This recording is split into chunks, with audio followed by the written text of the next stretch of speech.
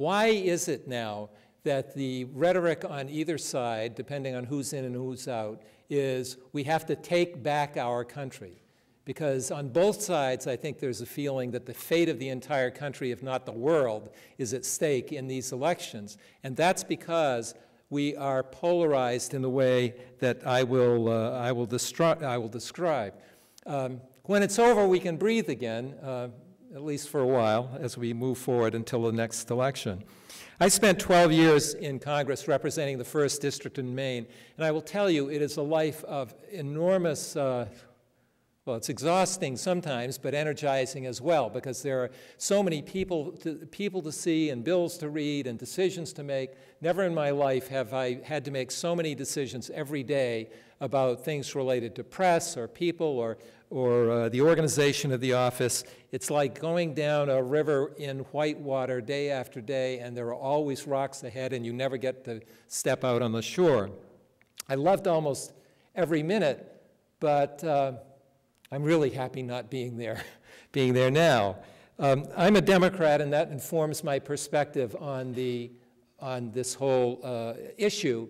But I have to say, for the last 4 years in writing my book, which is not quite that title, the title is Dangerous Convictions: What's Really Wrong with the U.S. Congress. I thought this was clearer, because Dangerous Convictions has an element of mystery that requires some explanation.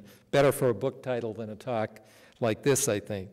But what I've been trying to do is figure out what it is that is separating the parties.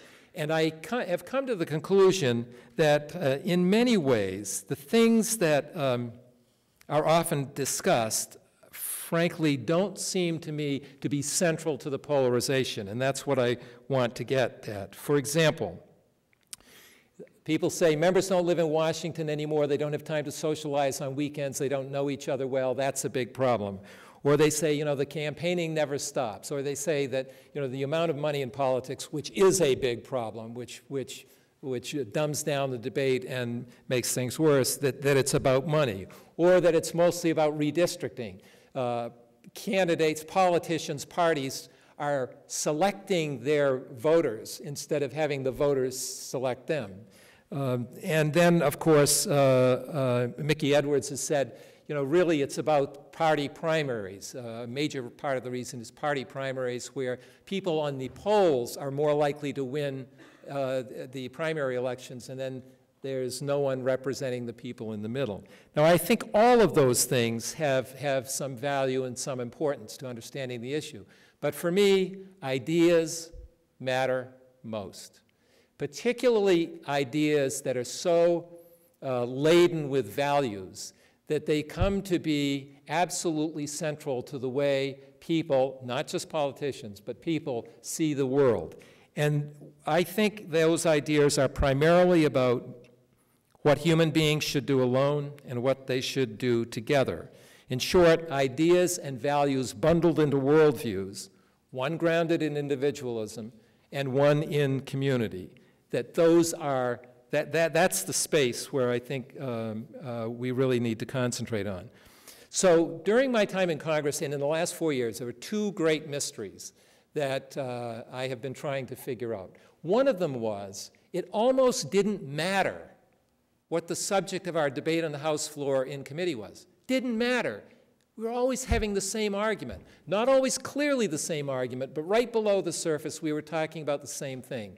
And sometimes people would describe that as the role of government, but that sounds like a group of people with green eye shades sitting around and trying to micromanage what government should do and not.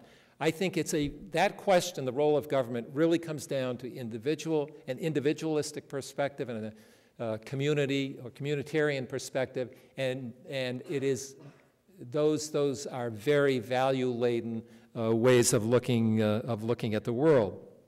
The second great mystery for us, now I'm stepping back being a Democrat for a moment, for us on the Democratic side of the aisle, the question was, do these guys, and they were mostly guys, believe what they say? Do they believe what they say? They can't believe that tax cuts pay for themselves. They can't believe that will be welcomed as liberators. They can't believe that government-run or regulated health care simply doesn't work, since half the Americans are on those kinds of programs. And they can't believe that climate science isn't proven. But, you know, I think they do. And so the question is, and let me turn it around. The Republicans would look at us and say, I'm pretty sure, I can't believe that all these guys do is pander to the voters by promising this or promising that. So what I experienced there, was this tremendous conflict in the way we viewed each other, and that was a problem.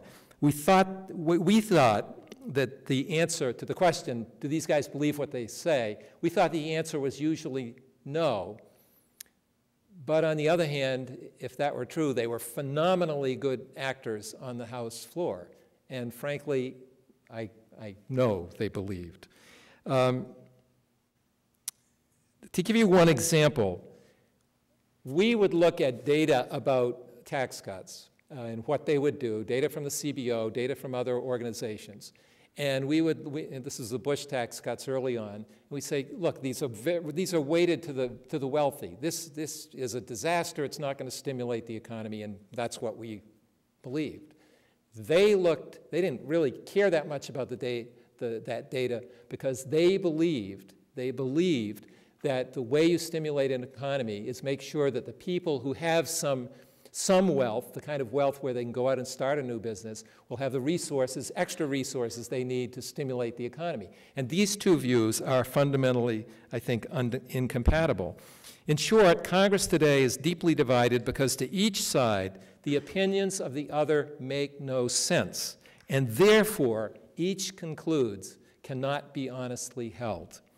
Interest group politics is still with us, fueled by unprecedented amounts of money, but it is overlaid and often dominated by what I call worldview politics, a clash of values and convictions much deeper than the competition among interest groups in Washington. Tom Mann and Nora Ornstein, Sandra mentioned earlier, the widely respected bipartisan team of congressional observers have written two books, one called The Broken Branch that came out in 2006, one that came out this year, cheerfully titled, It's Even Worse Than It Looks, How the American Constitutional System Collided with the New Politics of Extremism. Mann is affiliated with the Brookings Institution and Nora Ornstein with the American Enterprise Institute, one Democrat, one Republican, who have worked together for 30 years trying to understand Congress. They argue that the fundamental problem is the mismatch between our current parliamentary-style political parties, and these phrases are important: ideologically polarized, internally unified, vehemently oppositional, and politically strategic, and on the other side, a separation of power system that makes it extremely difficult for majorities to work their will. Mann and Ornstein say this is compounded by the asymmetric polarization of the parties, and which they say the Republican Party has become ideologically extreme, scornful of compromise, dismissive of facts, evidence, and science, and has all but declared war on the government. And they note, no surprise, that the Democratic Party is no paragon of virtue, but it is more diverse both in the way it thinks about some of these issues and in terms of the makeup of its body. I've tried to work on these in this book. I've tried to examine these ideas, partly because I do believe that this is what congressional observers, by and large, don't deal with. What the two sides think, particularly at this deeper level. There's so much of the commentary is around, well, anything but these ideas. So what I'm looking for, I'm trying to find the beginning of the causal chain of reasoning, which eventually leads with two parties locked in mortal combat over what it means to be an American. So let me come back to some of these things. I think it's true that news media preoccupation with lack of civility just misses the point of what's really going on in Congress. I traveled with Republican members to Iraq and Afghanistan and enjoyed their company. We worked out together in the House gym. More time socializing with each other would not have closed the chasm between our competing views of the world and the role of government. It's those worldviews and the lack of comprehension on both sides that cripple the capacity of Congress to make long-term strategic decisions. That is, in my opinion, our greatest institutional weakness, and it's not one that is easily dealt with. These 4 topics that I cover, budget and taxes is one, Iraq, healthcare, climate change, involve different issues, different evidence, different participants, but it always seemed to me that, as I said before, we are always having the same fundamental argument underneath those specifics. I felt that otherwise the parties would not have been so fiercely divided on those issues. So my point is that interest group politics is now often overwhelmed by worldview politics, a widening, hardening conflict between those who believe that the mission of government is to advance the common good and those who believe that government inevitably infringes on personal liberty. And once you have that conflict, that different comprehension, we are stuck. If this is right, at one level, all domestic issues merge into one, an unproductive, irreconcilable, ideological conflict about government itself. Ultimately, however, this conflict is less about the role of government than the enduring tension in American politics and culture between individualism and community, and therefore as much about the electorate as it is about our officials. In fact, there are numerous studies out there now which shows that Americans are basically sorting themselves into different states, different communities, different churches, different neighborhoods, different schools, based on whether or not they feel comfortable with those around them. So it's not just that we choose our cable news television stations based on what we already believe. It's also that we are sorting ourselves, people are sorting themselves according to these larger worldviews. So here's a way to describe how each side sees the other. And this, I'm trying to do this is the way I think this works. Congressional Democrats see Republicans as inattentive to evidence and expertise, unconcerned about Americans struggling to get by, and reflexively opposed to government action to deal with our collective challenges. On the other hand, Republicans see Democrats as the party of a government that routinely infringes on personal freedom, as creators of a culture of dependency, I'll come back to that, among people who should stand on their own, and as promoters of change from traditional values that will leave us weaker than before. I'm not asking you, I'm not asking myself to judge between these two views of government and views of the other side. What I'm saying is that the way this is framed up makes it very hard to work across the aisle on which programs and how much money should we provide for one educational program or another, to take one example. So these perspectives, I think, drive congressional debates more than anything else. Let me go through a few of these. I started with the budget and taxes because I served on the House Budget Committee for my last 4 years. And I worked with and know and like and respect Paul Ryan, who served on that committee. Many of his ideas surfaced in the course of these campaigns. But I have to say that what we heard from economists who testified before our committee in those 4 years was really different from the kind of argument that the Republicans were making. In particular, tax cuts pay for themselves? No, not really. It doesn't happen except in very unusual circumstances. By and large, when the Bush administration was pushing through in 2001 what they described as a $1.35 trillion tax cut, the reason it was called a $1.35 trillion tax cut is it would reduce revenues by $1.35 trillion. In fact, the way it was structured, it wound up being more than that. But, and as recently as 18 months ago, Mitch McConnell was interviewed, and he said that he believed, and he believed every Republican senator believed, that the Bush tax cuts increased revenue because they stimulated the economy so much that they had that beneficial effect. Only problem is the numbers from CBO show that the 01 and 03 tax cuts reduced revenue to the federal government by roughly $2 trillion. The difference between those two numbers is kind of crazy making if you're on the other side of that issue. And just as some of the things we were doing was crazy making to Republicans, you just wonder what on earth is going on here. I want to run through, I have just a few slides to show you. PowerPoints are not my thing, but there are a couple of charts, 3 charts in the book that I think are easier to explain this way.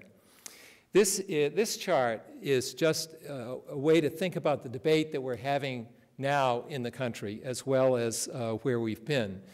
Bottom line, this is a chart that is based on Congressional Budget Office figures. That's the nonpartisan group that for years has been the place where members usually go to get the best and most accurate numbers about what we're doing and its economic consequences.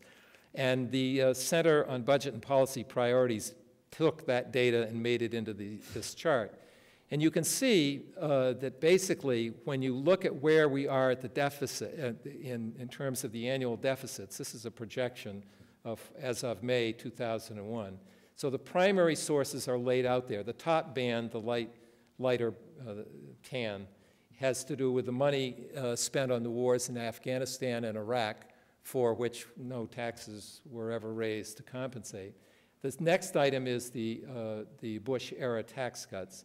And you can see from where we are today, that becomes from here on out, by far the largest factor in the size of the deficit going forward.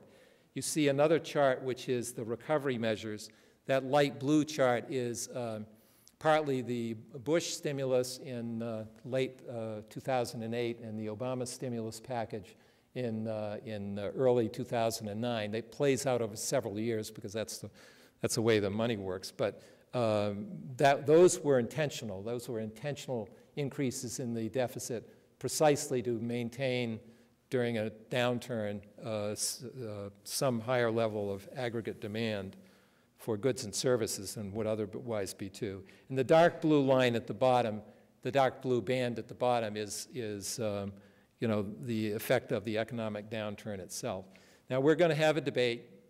We're having a big debate over whether tax revenues should be included as part of the package that will help us get out of this, the deficits on this scale. And I show this to you simply to mention that the scale of those tax cuts is a problem.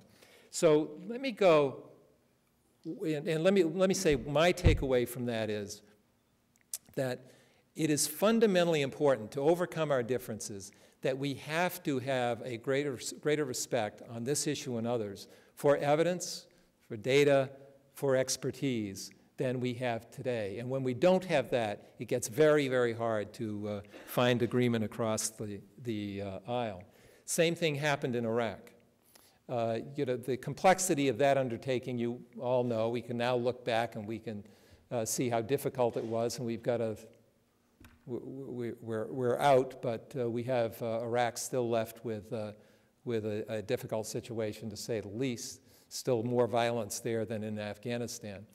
And you can imagine, or you should imagine, that going into that, making that decision to invade should have been an enormously difficult undertaking. So how many meetings do you think the administration had to debate whether or not to go into Iraq? 0. They never had one. As Colin Powell points out in his later book, that subject never came up before the National Security Council, and it should have. And I take this as another example in a completely different area of the kinds of trouble you can get in when you go with your gut, in the president's words. You just go with your gut instead of having a real hard analysis of the pros and cons of making a decision on that scale. There was a split within the administration. Donald Rumsfeld wanted to get in and out. He wanted a very small invasion force. He wanted to be in, be out very rapidly, and he did that. He said that in a speech just before the invasion, that the reason was we don't want to create a culture of dependency among the Iraqis.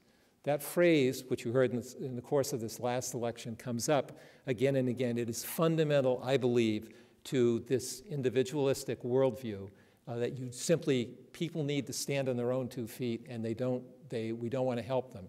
But if you go into a country like Iraq and you basically take out the Ba'ath Party, the established party, the only party, you're not left with anyone to run the government. And Colin Powell told that to President Bush. He said, before the invasion, he said, Iraq is like crystal glass. When you invade, it will shatter. There will be chaos. There will be social disorder, and we'll be responsible for what follows. Now, so I think that going in was a case of, as I say, basically just ignoring, willful ignorance of the consequences of that decision. But along the way, President Bush and his team made a very different kind of decision, as Tom Ricks lays out in a book called The Gamble. When it came time, after 4 years, when Iraq is just churning and it's a mess and the levels of violence keep going up, a general named Jack Keane, together with David Petraeus and Ray Odierno, came up with a different strategy, a counterinsurgency strategy that was based on what they were learning from what was going on. They had all our troops in big compounds in cities, not going out and protecting the civilians. And so they revised that strategy, those tactics, and they moved our troops. They got an agreement from President Bush in December of '06 to expand the force, and then they went out into communities and they started to make as their primary responsibility the protection of the civilian population, and it worked. But that was, in my opinion, an evidence-based strategy that was well thought out, and it's the only reason, I think, well, it's not the only reason, there are a bunch of others, but it's one of the reasons why Iraq in '07 started to turn around and got good enough for us to leave and for the Iraqis to take care of themselves. Now, let me turn to health care for a moment. This issue, I'll come back to these themes in a moment, but the interesting and troubling part of this issue for me is that in all the time that I was in Congress, with a couple of exceptions, one was the Medicare prescription drug plan that was passed. I didn't agree with it at the time, but it certainly has been helpful, very helpful to seniors. And one was the Children's Health Insurance Program. Apart from those two things, there was no effort by the Bush administration to try to get comprehensive health care insurance for this larger body, which was 37 million when I came in and 50 million ultimately of Americans who didn't have health insurance. And I think that if we dialed back for about 20 years, we would find that the Republicans did have a plan. In fact, it turned out to be the plan that pretty much President Obama adopted. It came out of Stuart Butler at the Heritage Foundation, who said, you know what you need to do? You need to have an individual mandate. You have to allow private insurance companies to compete within a regulated market. And that idea was a Republican idea for about 6 or 7 years, and then Democrats began to be attracted to it, and ultimately that's what passed. But my point, and I'll keep moving on, my point is that here, the troubling part is that this problem, I mean, I spent more time in healthcare than any other issue when I was in Congress because it was an enormous issue for my constituents. People going bankrupt, people students in college getting sick in college, that was where they got their health care, leaving school because they were sick, losing their health care. I mean, there were just so many issues that were profoundly troubling to families, and we needed both parties to be engaged in that, but we weren't. And I'm going to come back to that, but that attention to the broad group of the public is something, again, that I think both parties need to share. Now, I wanted, the last topic on these specific subjects is climate change. And the chapter is, my chapter there is Climate Change Denial as Public Policy. Because what's extraordinary here, if you go back to the conversation earlier, in the 1970s, the climate, clean air, clean water, was a bipartisan issue, bipartisan problem dealt with by both parties. We've lost that, and I think we've lost it for the reasons I will come back to. So I want to just briefly talk about this.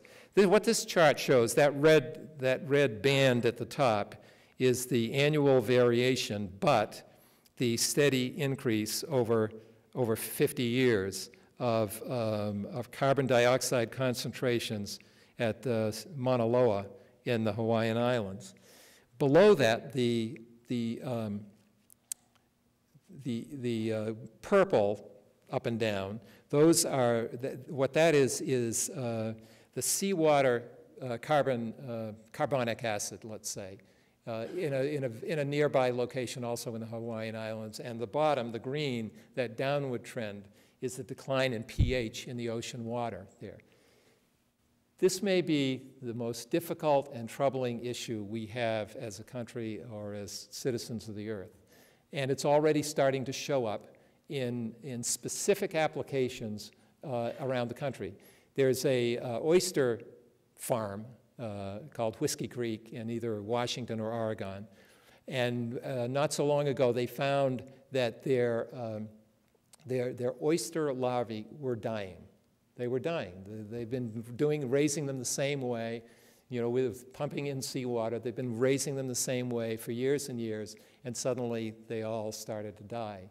And when they finally figured it out, it was the water they were pumping in from the ocean was more acidic than it had ever been before.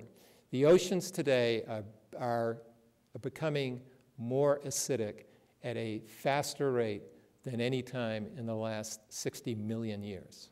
And the threat is to these tiny organisms at the bottom of the food chain, which could collapse a good part of the food chain somewhere down the road if we don't deal with it. The problem, it is just the other carbon problem.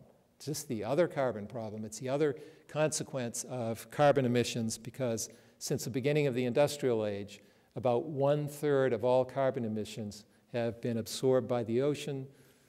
CO2 becomes carbonic acid, pH goes down, and now the ocean is turbocharged to keep getting more acidic for at least 50 years. So what do we do with all of this? I found that when you talk about and you're making an argument about ideas and values that are this broad and this important and this sort of wound into our own, well, to some extent our DNA, but certainly to the way we look and act in the world, what do? I think what's missing, this is missing from the media, missing, I think, especially from the Republican Party, but also to some extent from the Democratic Party. There are 4 what I call essential neglected virtues, which I think we need to, well, let me go to one. I had one more thing, actually. I'm going to back up. Let me back up one moment, because I meant to get to this first. This is us. This is a picture of polarization in America. This is a study done by people at Georgetown and Yale. And really what they did, they took a broad base of the population and they segregated, it's called an audience segmentation analysis, by their views on climate change. And so the people who are alarmed are over there on the left side as you look at it, that is a group that is, in this, at least in this poll, exactly identical in size to the dismissive and doubtful on the right. Let's just say that these groups, the alarmed on one side, the dismissive and doubtful on the other, they are absolutely certain they are right. In both cases, 95% of those people say either, I will never change my opinion that climate change is real and it is a huge problem for the country, or on the other side, I will never change my opinion that climate change is a hoax and poses no problem for anyone for decades to come. Absolute certainty. The point of this chart is the three most active groups in their communities, and all measured by a whole bunch of, whether they go to political rallies, attend meetings, run for political office, are the people on either side. It's the people in the middle, the concerned, the cautious, the disengaged. Those are all terms that apply to their concern, cautiousness, or disengagement from the subject matter, from climate change. They are much less active. And this is not about members of Congress. This is about the public. And so I think you can see what I'm trying in part to convey is that it's not just that we send a bunch of idiots to Washington and they get there and all they think about it themselves. These are attitudes that we all have to deal with. So leaving that and coming back to the four things I think we're missing. One is respect for evidence. I mean, we are not going to be able to talk across the aisle, either in public or otherwise, unless we can reach some agreement, better agreement, about what counts as evidence, what counts as expertise. I think that's fundamental across all these issues. And the media doesn't help. Let me give you one example. Remember Rick Perry's oops? He was asked during a debate, he said, I plan to eliminate 3 federal agencies, 3 federal departments. And then he was asked to name them, and he could only remember 2. And for a week, the media obsessed about oops, obsessed about what it would do to his campaign. To my knowledge, and of course I didn't see everything, I never heard anyone on the air or in the paper say, what would it be like to eliminate the Department of Commerce?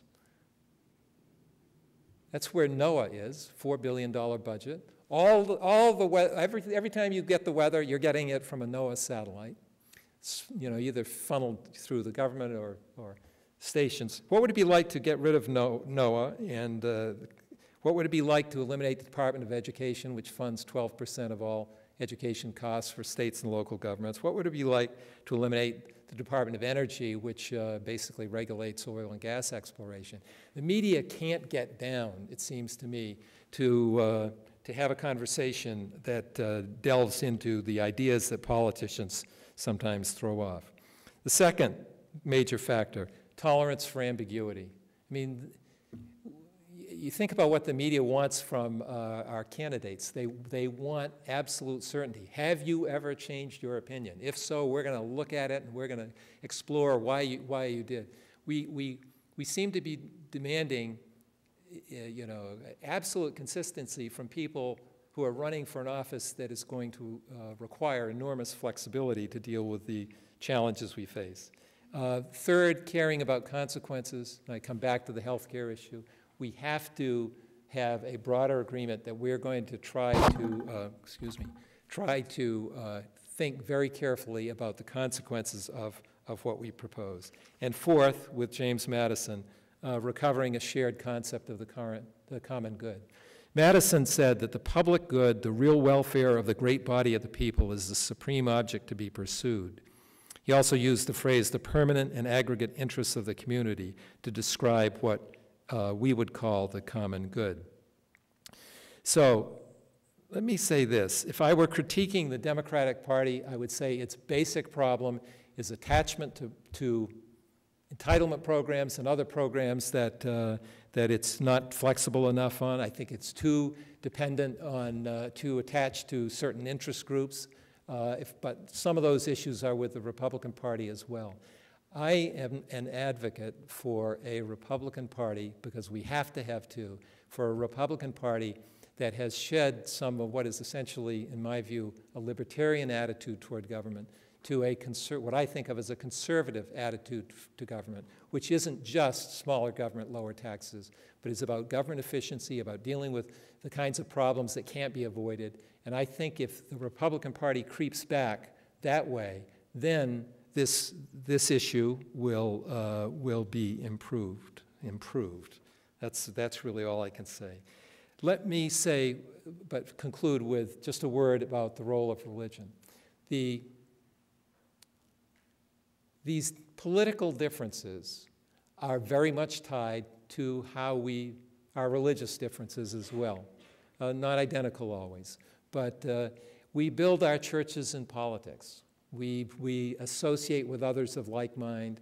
We seek some common ends. Sometimes in politics, we want very specific objectives, and sometimes it's a broader sense of, a direction we want to move in.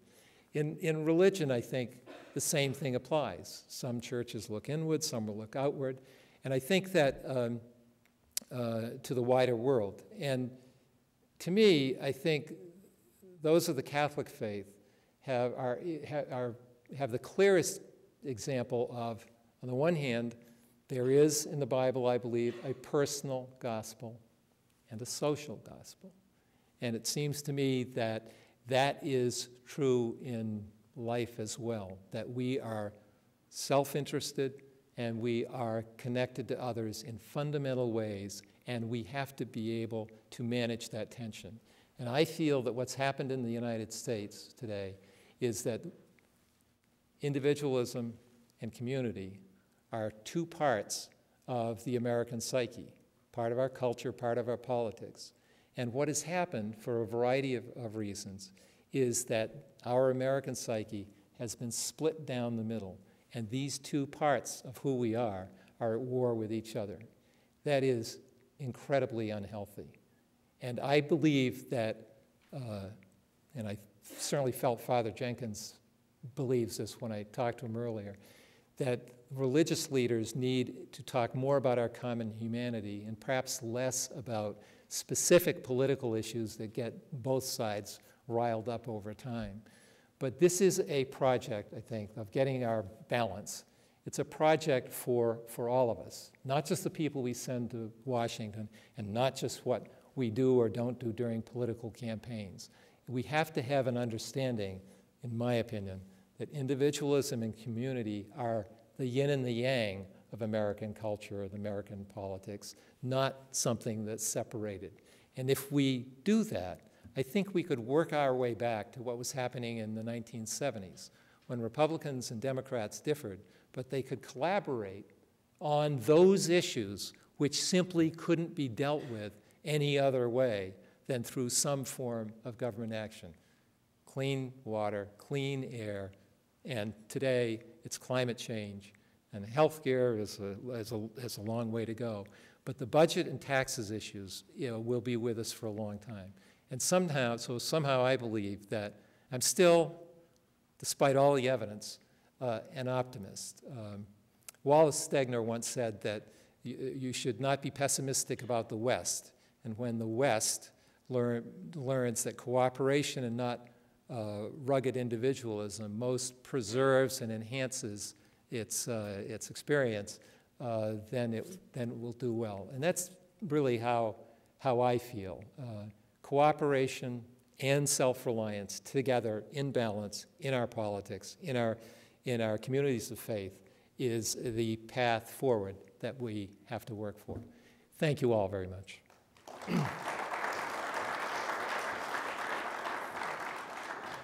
I'm yeah. Sure. Happy to.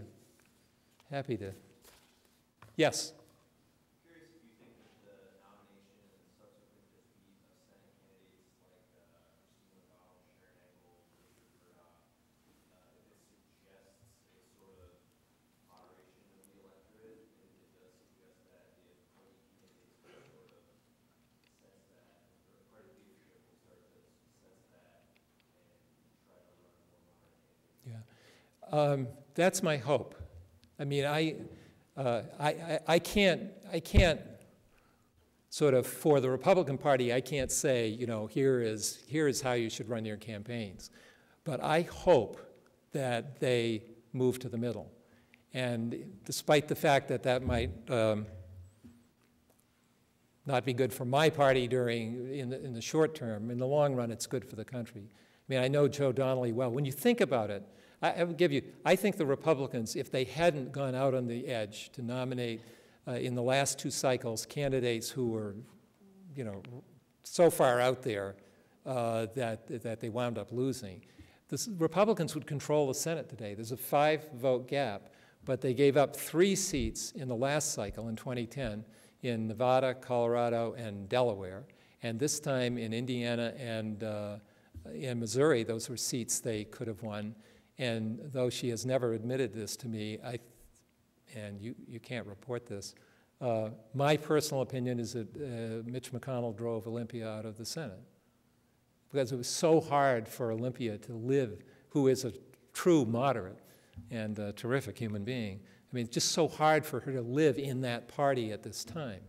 And so, you know, I think the work that the Republicans need to do is a heavy lift to move back. But if they do, the country's going to be better off. This polarization, this gridlock, is preventing us from dealing with issues that have enormous consequence for the health of this society and the planet. And I know Joe Donnelly; he's a terrific guy. Yeah. Do you believe that on a lot of these issues, there is kind of a political pandering to the established party as opposed to representing a constituency's beliefs on the issues? And if you do think that, do you think that it's possible to maybe term limits for senators and representatives would be a good idea, maybe to eliminate the incentive to pander and become maybe a career politician? Yeah. Free them up to do maybe what they think is right, you know, on the issue. Yeah. Or what they think their constituency Yeah. actually believes as opposed to what the Yeah. party's asking. Yeah. Well, I would say, first of all, I'm not. We've tried term limits in Maine, and I'm not a big fan. I mean, it means you have a less well-educated group of elected officials, and so in the Maine, the State House of Representatives, man, it just the learning curve is pretty steep, and they're gone. So I found in Washington, in Congress, that, you know, there are some people who should have left years ago, you know, all matter of opinion, and there are other people who, thank God they're there after 30 years. But what I do believe is this: when you say the party, a lot of it's money. I mean, a lot of it's money. I mean, you can't, there's so much money in American politics today, and what it does is it means that no matter who you are, you're elected, you have to pay attention to your constituents. You have to pay particular attention to that group of people over 50% who voted for you, and you just have to let some of the others go because you got to concentrate on those people who voted for you. And you have to pay some attention to the people who fund your campaign or who might fund a campaign against you.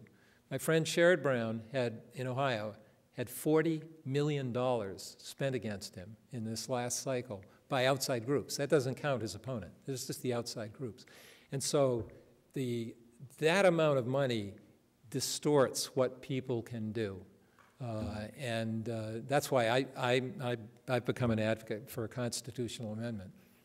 Never was before, but I think Citizens United, and actually Buckley versus Vallejo, the 1976 case, that it's wrong to just let this money flood the system. And there ought to be a way for the public, through its representatives, to manage, to some extent, the degree of money. It's never going to vanish, but boy, those provisions in McCain-Feingold that were thrown out were very limited restrictions on what big money, corporate money could do. Other thoughts? Yes?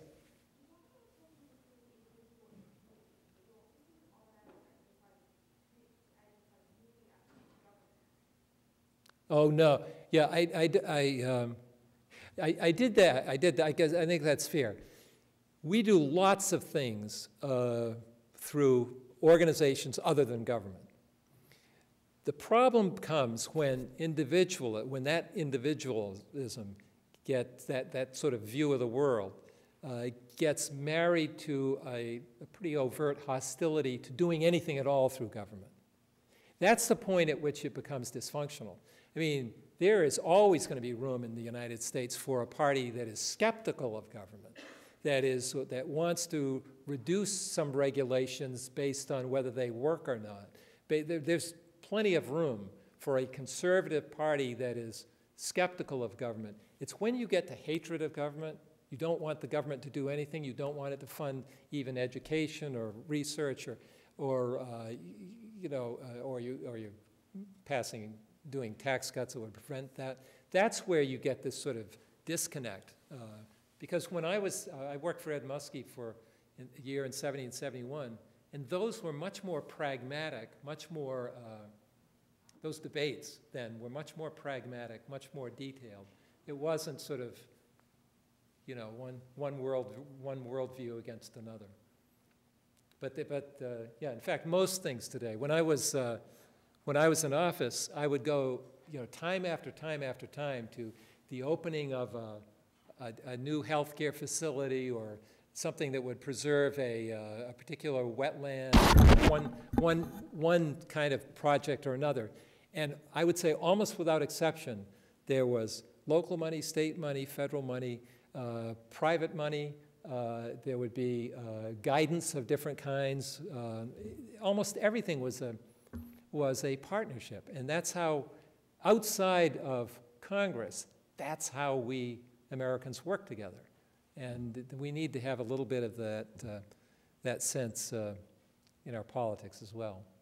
And I wish this were just about Congress, but it also, this sort of split affects our state legislatures, and it's the way of the world for a whole lot of reasons.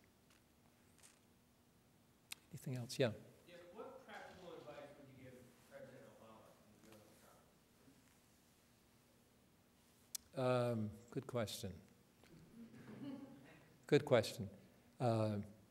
Well, let me give you some examples of the hardest part. Remember back when I was your age, Richard Neustadt had written a book that was influential in the Kennedy administration, and it basically said the power of the president is the power to persuade. I've been thinking a lot about that, and I don't buy it anymore. I think that the capacity of the president to take an issue and run it out and persuade people is different now when millions of dollars can be poured into a television campaign, even without an election, to turn around opinion or influence opinion, or other forms of action can be taken. I think that I like what he's saying so far. He's taking a position, but he's saying, we don't want anybody to get boxed in, both with respect to the debt and with respect to these budget issues.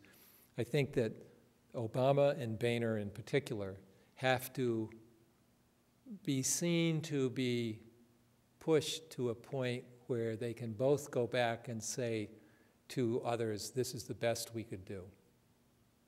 And therefore, a lot of this has to go on behind closed doors, what they're willing to do. But more broadly, I would say that I don't think Obama has particularly good relationships with Congress. I mean, Clinton was a master, and basically I had Republicans tell me that they preferred working with Bill Clinton in the White House than with George W. Bush in the White House. And I think that President Obama has some of the same issues. I mean, he's not, on an introvert-extrovert scale, Clinton's not even on the scale. I mean, he's so far off the extrovert side. But for Obama, it's a different thing. It's just, I think personally, it's harder for him to, he's a wonk. It's harder for him to do the personal engagement. My guess is he'll do more of it now, because I think he's learned, but I don't think he did enough of it, and that means on both sides of the aisle. You know, he has to work with Democrats and work with Republicans, but there are Democrats who think he didn't do enough for them, and you know, it takes a lot of work. Fairly tough job, actually. Anything else? Yes.